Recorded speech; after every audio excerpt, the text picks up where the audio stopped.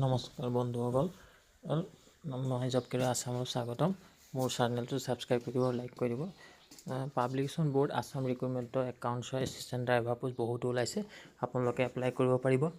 Last date আছে 27/3/2026। ড্ৰাইভাৰৰ post ওলাইছে, এছিষ্টেণ্ট ওলাইছে। লাষ্ট ডেট 27 তাৰিখ। দুটা একাউণ্ট এছিষ্টেণ্টৰ পোষ্ট আৰু ড্ৰাইভাৰ পোষ্ট ওলাইছে। এটা হ'ল আপোনাৰ এজ লিমিট 40 বছৰলৈকে পাৰিব এপ্লাই কৰিব। Education qualification B commerce graduate হ'ব লাগিব, 50% মাৰ্ক হ'ব লাগিব, তেতিয়া এপ্লাই কৰিব পাৰিব। আৰু এক্সপিৰিয়েঞ্চ 2 বছৰ ৱৰ্কিং থাকিব লাগিব।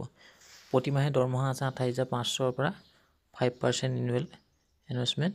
ড্ৰাইভাৰ পোষ্টটো আছে এডুকেশ্যন কোৱালিফিকেশ্যন মেট্ৰিক পাছ হ'লেই হ'ব, ড্ৰাইভিং লাইচেঞ্চ লাগিব, এক্সপিৰিয়েঞ্চ 5 বছৰ থাকিব লাগিব, বয়স আপোনাৰ 40 বছৰ হ'লেই হ'ল।